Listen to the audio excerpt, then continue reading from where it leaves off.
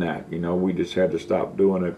And then when I got into He was an ex-convict, hit songwriter, outlaw performer, husband, father, and one of the most divisive men the genre ever produced. Some songs made him a legend. Others became evidence against him. Critics called them racist, obscene, cruel, and impossible to excuse. Yet the man behind those records was never easy to separate from the character he built. His life was filled with prison stories, broken marriages, family battles, lost money, public feuds, and choices that followed him for decades.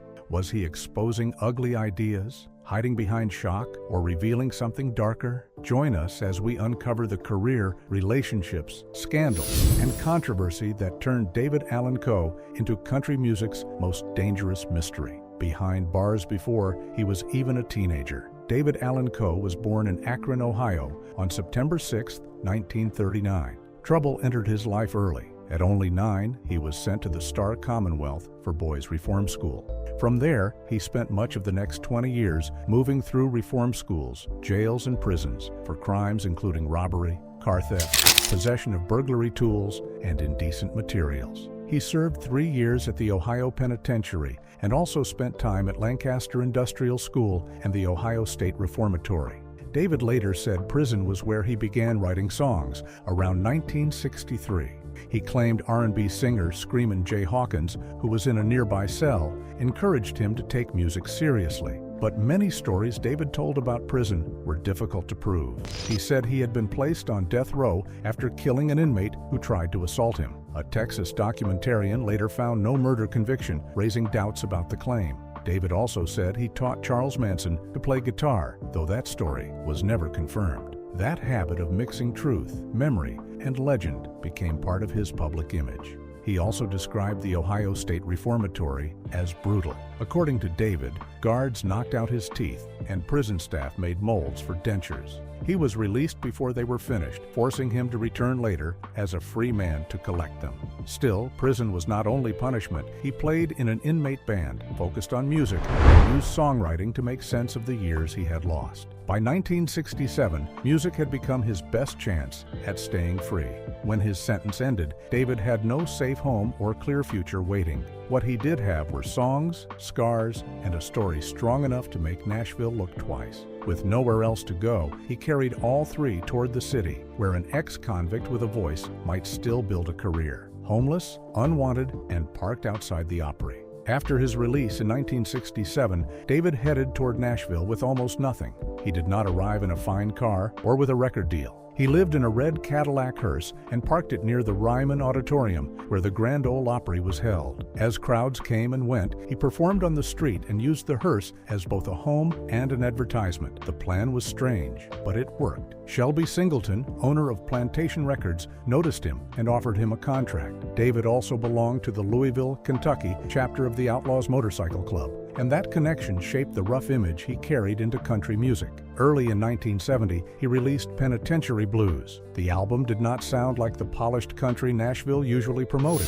It leaned into blues, barroom sounds, hoodoo images, prison memories, drugs, and death. David later said he had not cared much for country music until writers such as Chris Christopherson began putting deeper stories into songs. Once interested, he studied the form closely. He learned the work of Roy Acuff, Ernest Tubb, Hank Snow, Marty Robbins, Merle Haggard, and others, and could copy their singing styles. Penitentiary Blues was followed by Requiem for a Harlequin, a psychedelic concept record that praised soul music, attacked the Ku Klux Klan, and showed sympathy for children growing up in hard city neighborhoods. That record would later complicate claims that he hated black people. At the time, though, David was still struggling to be heard. He toured with Grand Funk Railroad and performed on bills connected to B.B. King and the Staple Singers. David recalled B.B. King telling him, "You're a great blues singer, but man, you're gonna starve to death? Nobody wants to hear a white boy sing the blues?" The advice pushed him toward country. In October 1971, he became an exclusive writer for Pete and Rose Drake's Windows Publishing Company.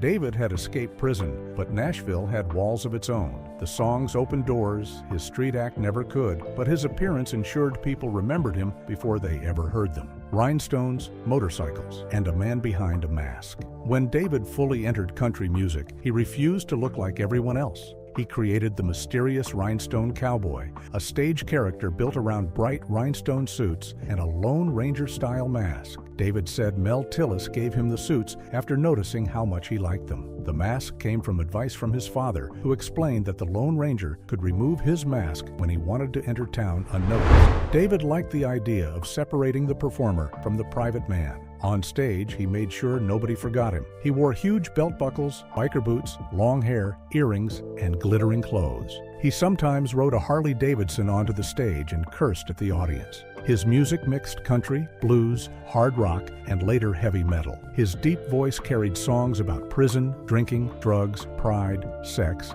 and bad choices. Critics were never sure how seriously to take him. At times, he sounded like a powerful honky-tonk singer. At others, he seemed close to making fun of the country image itself. That confusion became part of his appeal, but it also hurt him. Nashville often focused more on the mask, motorcycle, gang ties, prison stories, and wild claims than on his real talent. Behind the costumes, David could write emotional ballads, raw prison songs, and sharp jokes about the rules of country music. Still, the image sometimes became larger than the man. The mysterious Rhinestone Cowboy made him impossible to ignore, but it could not earn him lasting respect. For that, David needed the songs he had written to travel beyond his own stage. His songs made other singers famous first. While David was building that strange image, his songs were beginning to travel much farther. Other singers would soon prove how powerful his writing could be. Billy Joe Spears recorded Souvenirs and California Memories in 1972. Then Tanya Tucker recorded Would You Lay With Me in a Field of Stone in 1973. Her version reached #1 and made David one of Nashville's hottest songwriters. Columbia Records signed him, and he later recorded his own version for Once Upon a Rhyme. That album also gave him his first top 10 country single. You Never Even Call Me By My Name, written by Steve Goodman and John Prine, reached #8 in 1975. The song became famous for its spoken joke. Goodman called it the perfect country and western song, but David replied that it could not be perfect without mama, trains, trucks, prison, and getting drunk. Goodman then added a verse containing every item. David included it, singing about being drunk when his mother left prison, driving a pickup in the rain, and learning she had been hit by a train. The song showed that he could mock country music while understanding exactly why people loved it. He wrote Cocaine Carolina for Johnny Cash and sang background vocals on Cash's 1975 recording. That year, David appeared in Heartworn Highways beside Guy Clark, Townes Van Zandt, Rodney Crowell, Steve Young, Steve Earle, and the Charlie Daniels Band. He was becoming part of a group of writers who did not fit Nashville's safe image. His songs could be tender, rough, funny, bitter, or painfully direct. Yet when stars recorded his work, David often felt the industry praised everyone except him. Early in his career, he also used an all-female backing band called Ladysmith. He said the women were from New Jersey and claimed he did it years before Porter Wagoner received attention for a female country band. Nobody paid attention when I did it, he said. I wasn't famous. That complaint became familiar. David could create hits for others, but now he wanted recognition as a performer, especially beside country music's newly celebrated outlaw stars. Even the Outlaws thought he went too far. By 1976, outlaw country had become a force. Willie Nelson and Waylon Jennings were finally selling records on their terms. David believed he built that movement, but many still treated him as an outsider. His album, Long-Haired Redneck, captured the frustration. The title song described a rough bar where bikers stared at cowboys. Cowboys laughed at hippies, and the hippies prayed they would escape alive. David copied the voices of Ernest Tubb, Bill Anderson, and Merle Haggard inside the song. He later explained that Long-Haired Redneck showed that every man with long hair was not a harmless hippie. Some would fight back. In 1977, he released Rides Again and placed himself beside country's biggest rebels with Willie, Waylon, and Me. Columbia even allowed him to use his own band on several tracks, an unusual freedom then. But the move angered musicians who thought David was using famous friendships to promote himself. Waylon's drummer, Richie Albright, called him a great singer and songwriter, but said David could not tell the truth if a made-up story sounded better. Waylon wrote that David was sincere, yet mocked his outlaw claims by saying the worst thing he ever did was double park on Music Row. Their friendship became tense after David criticized Willie, Waylon, and Chris Christopherson in interviews. Waylon remembered confronting him and ordering him to stop. David answered that people were setting them against each other and insisted he loved Waylon. Even with the conflict, Waylon said something about David still pulled at his heart. David offered his own story about where the outlaw name began. He said he, Willie, and Waylon played the violent 48 Hours in Atoka Festival while David wore his motorcycle club colors and carried a pistol. A newspaper photo pointed to the gun and the word outlaws under a headline saying the outlaws had come to town. True or polished for effect, it suited him. David wanted credit for the movement, yet that need made others suspicious. Soon, though, he wrote a song so successful that nobody could deny his place in country history, even when many forgot who created it. Hits, hurt, and the fame he wanted. In October 1977, Johnny Paycheck released David's Take This Job and Shove It. The song followed a man who had worked 15 years with little reward and finally refused to accept more. It became a #1 hit, inspired a 1981 film, and created a lasting phrase. David recorded his own version on Family Album in 1978, then made another version with a sharp line aimed at Paycheck. He felt Paycheck had allowed listeners to believe he wrote the song. The old wound returned. David created the hit, but another man received the glory. Later, he released concept albums such as Human Emotions and Spectrum 7th. Each side could carry a different theme, and tracks sometimes flowed together without normal breaks. Even as his records became more ambitious, David remained frustrated that respected singers could turn his songs into landmarks, while his own releases struggled to reach the same audience. By 1980, producer Billy Sherrill tried to guide him toward a wider audience. I've Got Something to Say included Guy Clark, Bill Anderson, Dickie Betts, Chris Christopherson, Larry John Wilson, and George Jones. Invictus followed with cleaner music built around David's voice. The urban cowboy era was taking over, and David refused its smoother sound. His duet with Bill Anderson, Get a Little Dirt on Your Hands, reached only number 45. Then came the comeback. The Ride, released in 1983, told of a hitchhiker meeting Hank Williams' ghost between Montgomery and Nashville. The ghost asks whether the young man has enough talent and strength to survive country music. The song reached number 4 on Billboard, number 1 on Cashbox, and stayed on the chart 19 weeks. Mona Lisa Lost Her Smile reached number 2. She Used to Love Me a Lot reached number 11. Yet some of David's strongest work was quieter. Missin' the Kid followed a father grieving a daughter living with his former wife. It carried guilt, regret, and the pain of a broken home. Behind the outlaw pose stood a man who understood family loss because his own home life was becoming as troubled as his career. His wildest stories were happening at home. David's romantic life was never simple. He was married 5 times before Kimberly Hastings, and he sometimes claimed he had 7 or even 9 wives. During the 1980s, he was also described as a Mormon polygamist. He carried that image into his music. On The House We've Been Calling Home, David sang about me and my wives sharing one house. Whether every claim was true or partly another piece of his legend, the stories made his private life almost as difficult to follow as his prison past.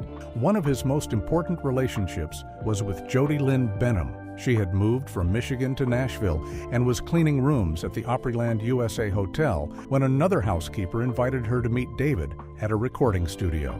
He soon asked her to leave with him and join life on the road. When Jody asked whether they could simply date first, David reportedly gave her a blunt answer. You're either with me or you're not. Together, David and Jody had Tyler, Tanya, Cheyenne, and Carson. He also had a daughter named Shelley. That made him the father of at least 5 children, although other reports described him as a father of 7. The family did not remain hidden at home while David toured. They became part of the traveling show. Jody sometimes played keyboards. Tyler remembered performing a duet with his father when he was still a toddler, and at 2 years old, he appeared on the cover of Son of the South. At 14, Tyler left high school and became David's band leader. Several of the children later built creative lives of their own. Tyler created Cocaine and Rhinestones, a podcast about 20th century country music. Tanya became a singer and released Silver Bullet and Hide Your Emotion. From the outside, the family could look like one very large musical unit built around an unpredictable father. But the road, the marriages, and David's need to control everything placed deep pressure beneath that image. Before those private wounds became public, another hidden part of his work was already preparing to change how people saw him forever, when dirty jokes became something much darker. While David's career and family were growing, he made a choice that shaped every later argument about his name. Back in Key West, David first heard Shel Silverstein's comedy album, Freakin' at the Freakers Ball. David answered by playing Silverstein some of his own dirty songs. David said Silverstein fell over laughing and told him to record them. The result was Nothing Sacred, independently released in 1978. It was not sold through normal country stores. David promoted it through the back pages of Easy Riders, a biker magazine, and treated it as adult humor for a limited audience. The songs were sexual, crude, and insulting. Titles referred to masturbation, bodily fluids, pornography, and an orgy in Nashville's Centennial Park. One song attacked Anita Bryant, the singer and activist who fought to remove protections for gay people in Miami-Dade County. David called her a hypocrite, but used language so extreme that the attack offended many listeners too. He also insulted Jimmy Buffett after their fight over Divers Do It Deeper. David later claimed Nothing Sacred sold between 200,000 and 300,000 copies. He said the money let him work 6 months each year and spend the other 6 in Key West. In 1982, he went further with Underground Album. One song was written from the view of a white man whose lover left him and their children for a black man. Its title combined a racial slur with a sexual insult. Other lyrics attacked black people, women, and gay people in ways listeners did not see as comedy. The records were made in small numbers, but fans copied them for years. College students and biker audiences traded them. Later, the internet gave the songs a second life through email files, racist animations, bootlegs, and white supremacist websites. Some race-hate songs by Johnny Rebel were even wrongly credited to David. By then, the difference between David's intention, his audience, and the way the material was being used had almost vanished. The underground records were becoming the loudest evidence against him, and Nashville could no longer dismiss them as harmless jokes. But the warning signs had appeared before David released either album. Why the racist label would not leave. One warning appeared on a mainstream country release. On the 1977 song, If That Ain't Country, David used a racial slur while describing a poor Texas family. He later said he was painting a picture with words and repeating stereotypes heard while growing up. His defense was that actors could play killers or rapists without being accused of sharing those beliefs, while songwriters were judged as if every character spoke for them. Many listeners heard something different. They heard a white singer using a slur, then releasing songs filled with racial insults and sexual anger. The cover of Son of the South created another problem. David held his baby son Tyler while a Confederate flag rested over his shoulders. On the back, he wrote that he was born in Ohio, moved south in his 20s, and was not against any place, race, or nationality. He said he was proud of Tyler and his relationship with God. Still, the picture was stronger than the explanation. In 2000, the New York Times described the underground records as among the most racist, misogynist, homophobic, and obscene songs recorded by a popular writer. David said the paper never properly interviewed him and ignored an answer he sent. He denied being racist or a white supremacist. He pointed to years around black inmates, friendships with black musicians, his dreadlocks, and his black drummer, Kerry Brown, who was married to a white woman. Brown later said David was controversial and that life around him taught people to expect it. David also argued rappers used the same slur, and artists such as Eminem wrote violent material without carrying the same label. Yet the songs were not criticized over one word alone. They repeatedly presented black people, women, and gay people through disgust, hatred, or cruel jokes. Listeners might laugh at the first song, then become angry by the third or fourth. David called the records satire. Critics said the target was unclear, the language direct, and the damage real. That distance between what he claimed and what people heard explains why the racist label followed him for decades. Was it a joke, an act, or the real David? David's explanations changed with the interview, but one point stayed the same. He insisted he was playing characters and using rough humor, not announcing a political belief. That contradiction never fully disappeared. He traced the material to prison language, biker culture, and Shel Silverstein's dirty comedy. Hank Williams III defended him by saying the most controversial song came from a prison view, where inmates divided into racial groups for protection. David also pointed to Requiem for a Harlequin, which criticized the Ku Klux Klan, praised soul music, and showed sympathy for Black city life. Years later, Rebel Meets Rebel included Cherokee Cry, attacking the United States government's treatment of Native Americans. Those records made his story harder to reduce to one belief, but they did not erase the underground albums. David wrote the songs, recorded them, released them, and later allowed them to return as a collection. In 2000, reports said he sold X-rated hits at shows while refusing to place his name on the package. His site said the collection returned because bootleg sellers were profiting. David argued that he did not control the songs or receive money from them. He also said his road manager handled concessions and paid him an amount for expenses. The explanations never lined up.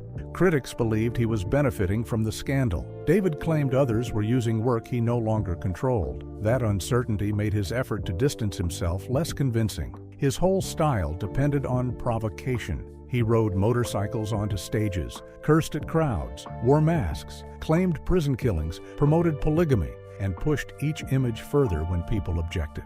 The underground albums followed the same pattern, but the subject was far more dangerous. He may have believed the shock would stay inside a biker joke record.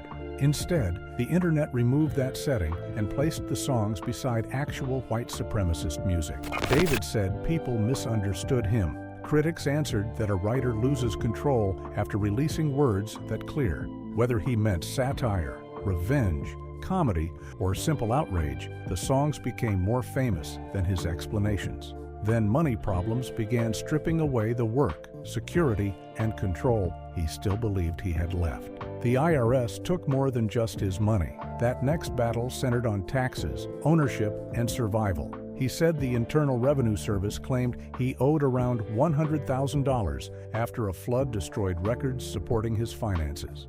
Rather than fight the agency as Willie Nelson did, David filed for bankruptcy. He later claimed every song he wrote before 1984 was sold through bankruptcy court for about $25,000. That included Take This Job and Shove It and the underground material. He said nobody warned him about the sale, and he no longer earned a cent from those songs. His Columbia contract ended around 1990. After a bitter divorce and more IRS trouble, his Key West home was seized. One story says he then lived in a Tennessee cave for several months, though some questioned whether it happened that way. What is clear is that David depended on touring. Through the 1990s, he performed across the United States and Europe, keeping audiences without strong radio support. In 1999, he met Pantera guitarist Dimebag Darrell in Fort Worth. They believed outlaw country and heavy metal shared the same hard edge, so they began recording with Vinnie Paul and Rex Brown. Rebel Meets Rebel was made between 1999 and 2003 and released in 2006, 2 years after Dimebag Darrell was murdered on stage. Critics called it groundbreaking because it was not a country singer placed over metal music. Both sides shaped the sound. David also toured with Kid Rock in 2000 and wrote Single Father for him. The song reached number 50 on the country chart. In 2006, David introduced Johnny Cash as the Man in Black in the video for God's Gonna Cut You Down. These projects brought younger listeners, but the old songs followed him into each new audience. Nashville largely kept its distance. David argued that his best writing deserved the same respect as Willie, Waylon, Christofferson, and Cash. Yet he had lost publishing rights, burned bridges, and tied his name to material many could not overlook. The road kept him working, but it never restored the career he believed had been taken from him. Away from Nashville, however, one relationship was becoming the steady part of an increasingly unstable life and would remain there. His final years brought more trouble than peace. By then, Kimberly Hastings had become David's steady partner, remaining beside him as old family, and money problems became public. By 2007, reports said he owed more than $300,000 in child support. In 2008, casino security in Iowa wrestled him to the ground after a dispute over a slot machine jackpot.